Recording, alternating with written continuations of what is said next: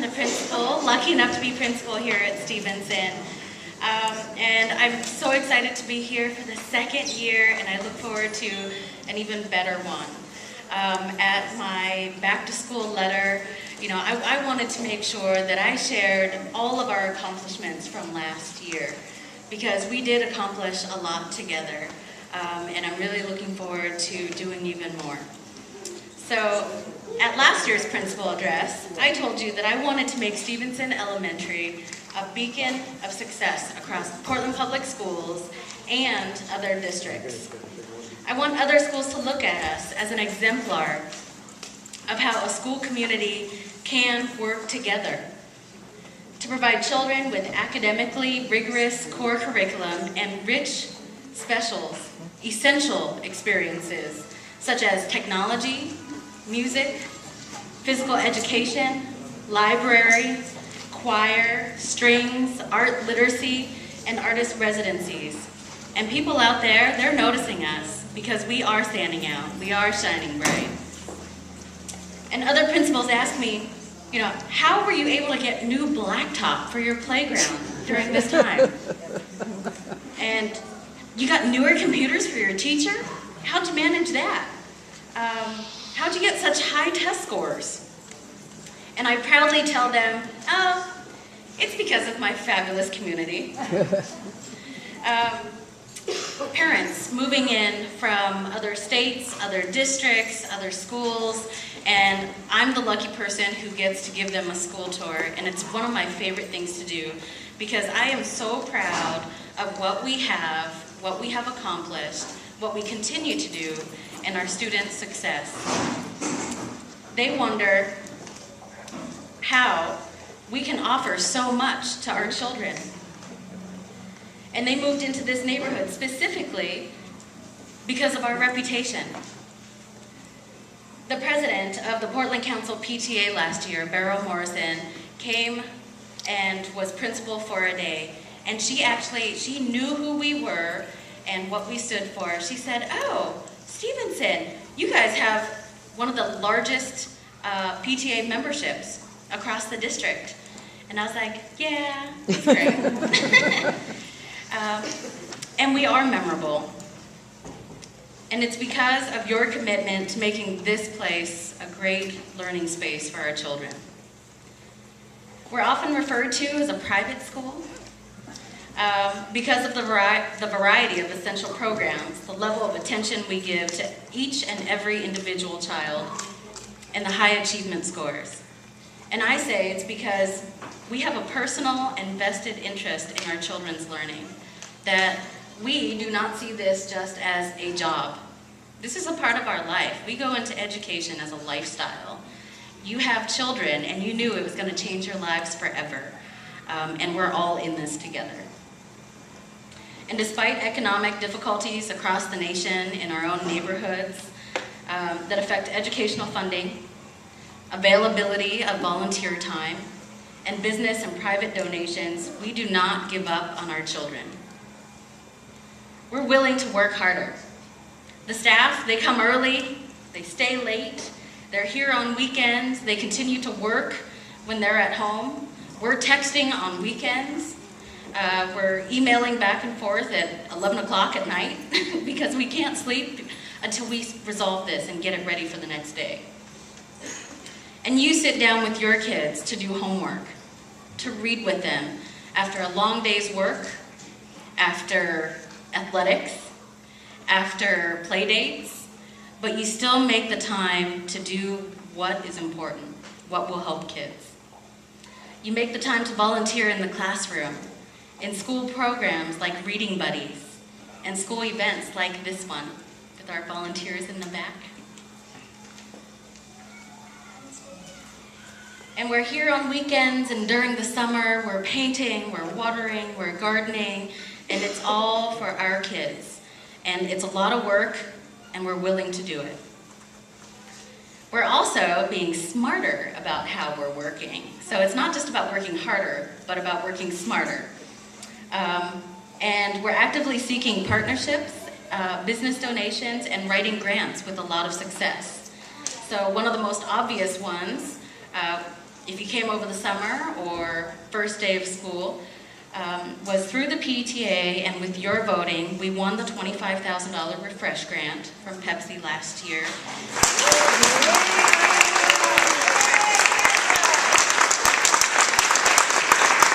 And wow, I mean, if that's not a sign, an example to everyone, even in the neighborhood who don't have children attending Stephenson, about how close we are as a community and how we can come together to really achieve anything for our kids, that's an example right there. Every day I come up and I drive up to the school and I'm like, yeah, look what we can do. Imagine what else we can do. Another one was the PTA also bought 10 laptops for only $200 for teachers through working with a local tech company. So they were upgrading their technology, and they were offering this up, and Deb just jumped on it because it was first come, first served.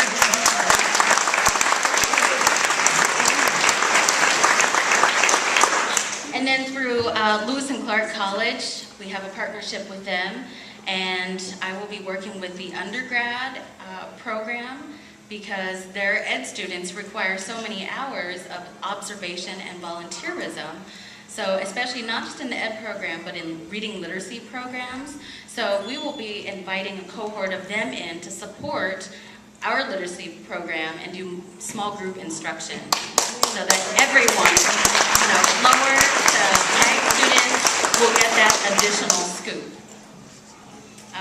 And then for others like Rada Paint, they donated 20 gallons of paint and primer and then painting supplies so that this first weekend in October we can come in here and paint the rest of the school to make it nice for our kids, to make sure that they feel comfortable, like this is a nice learning environment for them. So we are a beacon of success because we do this and more, so much more. We don't just talk about what needs to happen, what we'd like to happen. We make sure that it happens. We're not depending on anyone else. We make sure it happens. And it's making a difference in our children's academic success. So last year I told you about No Child Left Behind, right? The federal mandate that started in 2001. And it grades every school every year on whether they're making adequate yearly progress. So these are the standards, and are we teaching our kids at a level where they can meet it? And for every year since 2001, we met it and made AYP. They grade us on attendance as well, and we made 96% last year, so that's very good, 1% up. For grades 3 through 5, 95% of our kids met or exceeded reading benchmark. I mean, that is fantastic.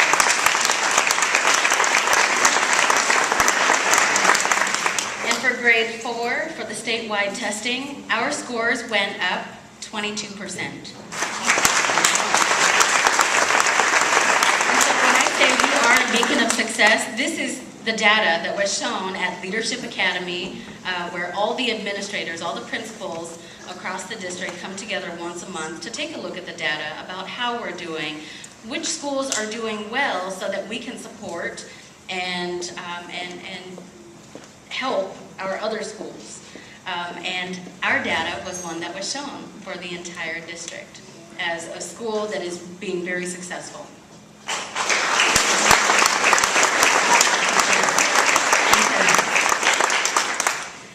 So the district last year, they set up milestones at various grade levels, kindergarten through 12th grade, as indicators of whether a child is going to graduate from high school and then register for a 4-year college. And at the elementary levels, we have kindergarten as a marker and then 3rd grade as a marker. For kindergartners, the district would like to see, once they leave at the end of the year in the spring when they test, that they are ready to learn. So we take a look at their reading levels, and 100% of our kindergartners met benchmark. For 100%.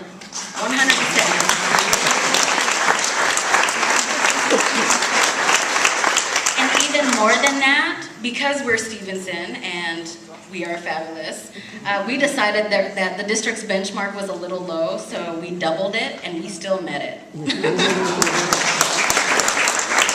So nice work, Mrs. Neuer, Mrs. Evans, and Mrs. Herder.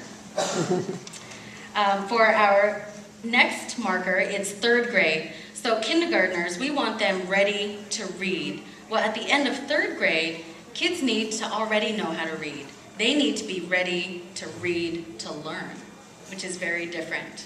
And the district would like to see 100% of our students meeting and exceeding, and our wonderful 3rd grade teachers, 98% met.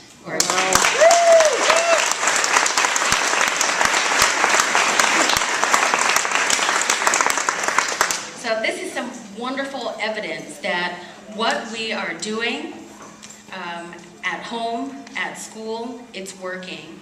But there's always room for improvement, and that's why every year each school gets together and creates a school improvement plan, taking a look at the data, and if we are doing well and being successful in one area, then we'll continue that work. But if there are any shortfalls anywhere, then that's where we need to really focus and come up with some strategies to make improvements. So one of our goals last year was improving writing and having 75% of our students meeting or exceeding. Now, while we increased it by 22%, we didn't quite make it to 75. We made it to 64. But I think that we can make it to 75, and that's not beyond our reach. So the site council and the staff decided that we would keep that as our goal for this year until we meet it. This means that we'll continue some of our strategies from last year because they were proven to be effective. We will have writers' workshop in every classroom, in every grade, at least 3 times per week. We will have writing folders with strategies and tips, specifically focusing on conventions, because looking at all the data last year, we noticed that that was our weakest area, weakest strand. And we'll do peer editing and more student conference with teachers, and then looking specifically at conventions. Now, our second goal last year was on reading for special ed students. We wanted 90% of our special ed students to meet reading benchmarks, and 89% of them did. 89%. So as a site council and as a staff, we decided, okay, we were 1% short, but technically we are close enough. And so we decided that we would change our goal to a math goal. And the reason why is because our math scores dipped a little. They went from 95% to 77%. Big gasp, I know. I did the same thing when I was looking at it and tracking the numbers throughout the testing in the spring. But the reason is, it's because the state changed the cut score, right? Partway through, towards the beginning of the school year, they said, oh, our cut scores are too low, we're gonna raise it by 7 points at each grade level, but without providing any other support. So the district knew that this was going to really affect us, and they actually projected that scores would drop about 25%. We dropped 18. But we have a remedy for this and a plan in place. We have the new Bridges curriculum, which not only is it more up-to-date and current with research and what we know about mathematics learning and then child development and their grasp of numbers and abstract ideas, but it's also because now we have a curriculum that addresses the core content standards at the appropriate level. It's not that the old one didn't teach it, it just didn't teach it at the right time for when it was tested, for when it was expected to be known. So now we have this new curriculum in place. All staff have already been trained over the summer, and they will continue to get professional development. So once a month, district-wide, they will go to grade-level professional development sessions specifically on the new math curriculum. They will attend 8 hours of demonstration lessons by teachers who have practice and experience in using this curriculum in this particular format. We will have monthly in-building team meetings to plan. We will also have weekly in-building grade level meetings to plan for this. The Bridges curriculum also came with an implementation guide, and there are lots of online resources to help. So we believe that with this, strategic and very focused effort, that we'll be able to bring our math scores back up to where we know they should be and can be. So now, I'd like to introduce you to this year's staff. And I'm going to start with grade 5 and then move on down. So grade 5 teachers, it's Ms. Catherine Golden and Ms. Stewart.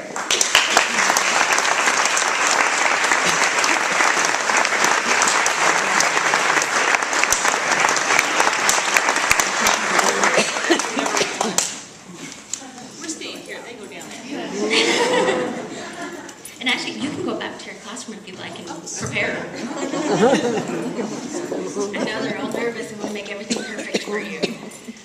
Grade 4 teachers, Mr. Todd Graham and Mr. Rod Robert.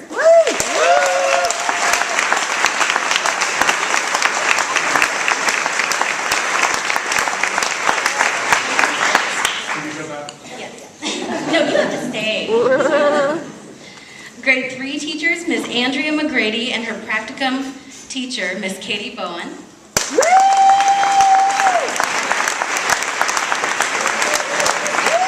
And Mrs. Chris Snodgrass and her practicum teacher, Ms. Megan Holden.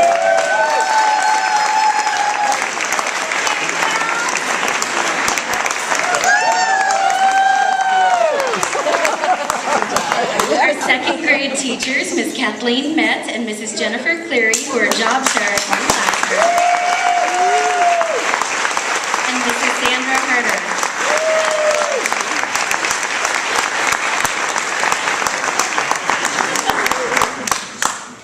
Our first grade teachers, Mrs. Julie Plato and her student teacher, Ms. Megan Smith. And Ms. Nancy Segovia and her practicum teacher, Ms. Kelsey Bowen.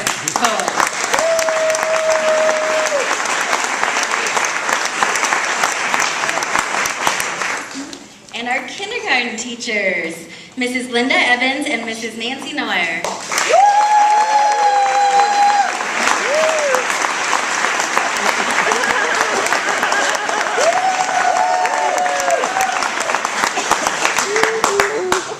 Our music teachers, Mrs. Laura Boitano.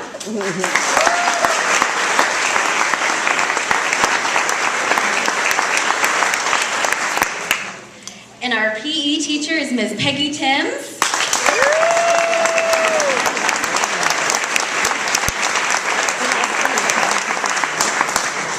Our Learning Center teacher, Ms. Paula Fahey.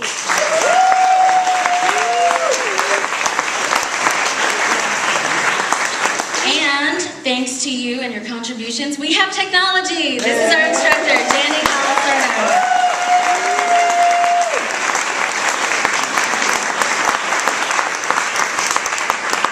And we have our videographer and paraeducator, Jill Delante.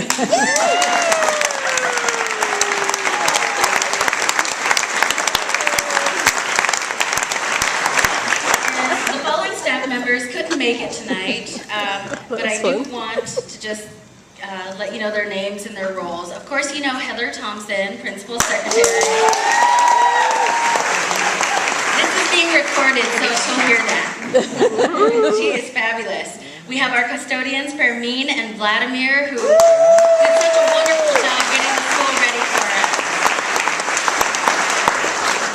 We have 3 educational assistants this year, as promised, so that we could help, alleviate some of the stress and help out with the large class numbers. That's Dana Akers, Hazel O'Connor, and Jake Stone, and they're working in classrooms kindergarten through 3rd.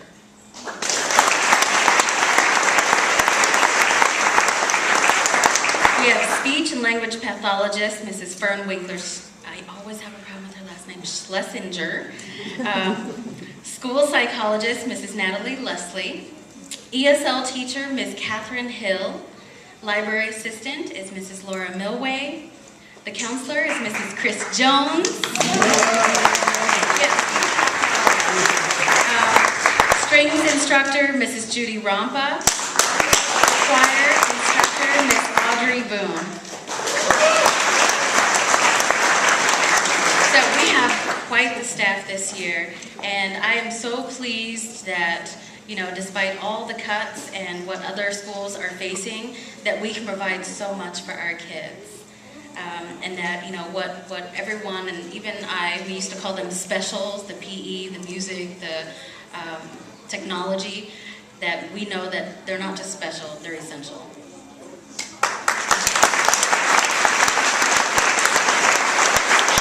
And now, I want to introduce two very important people who represent major groups who support our school, and that is the PTA and the Stephenson Foundation.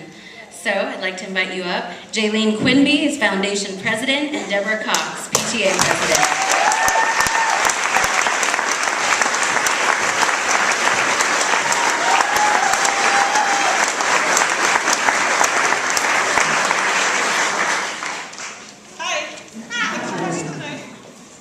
So these are all the things that the school needs.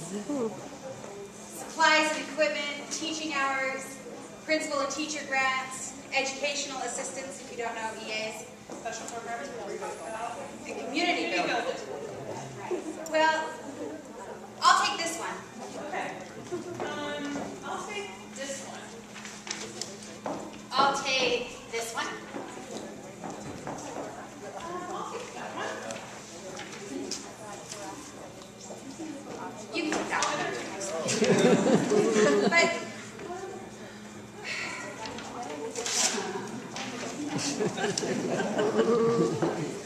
both take community building. What we're trying to tell you is that we have a foundation and a PTA here. You know, if you're new to Stephenson, you might not know what we're all about, but what we all are doing is helping our kids find things that they can do, or help make our school better, make sure we have the resources that we need, and just make sure that we have the awesome school that we love here. But how do we do this? How does Foundation provide the funds for all of these things? Auction. How about Amazon.com. Amazon.com? Let's have a garage sale! The auction? Make sure everyone sees this.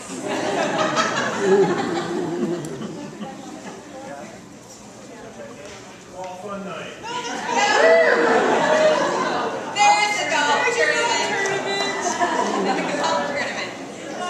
Some of the great things that Foundation works on to get you some staffing, get those things that you're looking at on that board. A PTA, we do other things to get all of these things, and this is a lot of things actually. There's many, many different categories we look at here.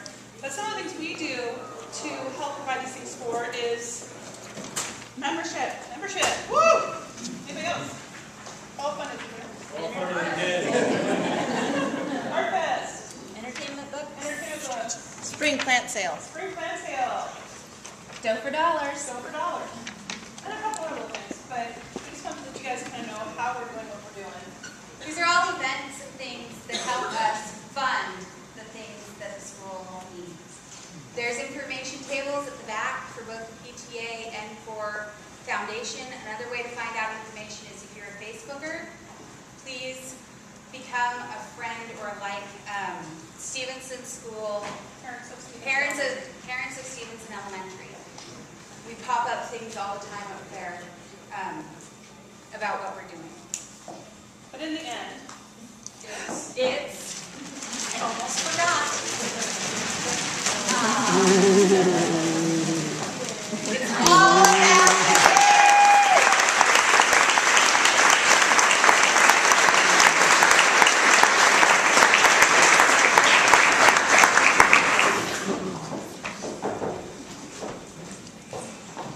Wow, and I have to follow that.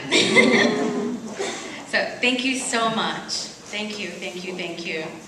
I have a few announcements. I know that everyone's wondering about the class sizes, and they're big. So The way the district does funding for staffing is they take a look at the last 3 years of student numbers, and then they take a look at how many people are moving in, what is the trend, and then they staff us based on the number of students that they think we'll have. Well, last year they staffed us for 339 students, and we currently have 335. So it seems like it should work out. Well, the problem is that they thought that our numbers would be evenly distributed among all the grades. And what's really happening is that the second and especially the third, there's a very large cohort. And it just happens to be that students moved into the Stephenson neighborhood and are in the second and third grades. So when I saw this pattern happening early on, I made sure that I let my regional administrator, who's my supervisor, and district folks know that this is not okay. We cannot have a third grade class of 35. It's just not acceptable. So they know it, they can't do anything yet. But here's what's happening. There was a physical count that I did last Tuesday. I also did one yesterday, and then I submit those numbers into the district. What they do is they do a whole shakedown and review of student numbers and funding and staffing, and taking a look at the details such as, oh, everything seems to work out until you take a look at the third grade here. And then they'll be reissuing or perhaps adding FTE to some schools, maybe taking it away from schools that didn't have as many enrollment numbers as they thought they would. Last year, it took them until October 8th to do this, because I went digging back to see, okay, maybe I can get a date, so that we're not just left hanging wondering when it's going to happen, right? So I'm thinking that it'll probably take about the same amount of time, and that changes will happen about the first or second week of October if they are going to change. And if I learn anything, I will definitely let you know. If it's sooner than a Friday news notes, then I'll have Heather send out a mass email to everyone just to keep you posted. Another thing I'd like to talk about is last year, I heard you, and I know that it was very difficult to do drop-off in the morning because there were so many cars coming in at once, and you're all dropping off at the upper parking lot. And I stood up there, and I watched the line extend in both directions on Stephenson. So this year, we are able to have an additional supervisor in the morning, so that we have one person in front of the school waiting for the buses to arrive. And actually, we have Jill standing at the top of the stairs on the north side, so that you can also now start using the lower parking lot on the north side and drop off there, so that you know that you can watch your child walk up the stairs and know that Jill's standing right at the top. And she's going to make sure that your child walks around the corner, and by then, the other morning supervision person, Jake Stone, will be there and make sure that your child goes into the school safely. Hopefully that will help you out, get you to work on time, and make the morning drop-off a little bit less stressful. So I think that's about it, because I know you're all just dying to get into the classrooms. So thank you for coming this evening. As Jaylene and Deb said, there are tables in the back, so that if you're looking for more information or ways to take part in it, go back there. Primary conferences, primary grades, meaning kindergarten through second. As soon as I'm done here, I'm going to go grab them from the office and I'm going to post it up. So parents of kindergarten through second grade students, stay in here and you'll get your first opportunity to sign up for parent conferences. Also, our tech instructor is also offering an opportunity for you to visit the computer lab at any time, and she will introduce you to the portal if you don't already know about it, and all of the different programs and things that you can access from home to do with your child at home. So conference sign-ups for grades 3 through 5 will be posted at 7 o'clock. So you're going to go to your classroom visits from 6:30 to 7, and then you'll come back here and you'll be able to sign up. The sign up will be posted on the right-hand side for 3rd through 5th grade. And as the K2 parents, please wait till 7:15 to proceed to the classrooms because the doors are closed as the teachers finish preparing for your visit. So thanks again for your continued commitment to your support of our kids. And let's keep Stephenson shining as a beacon of success.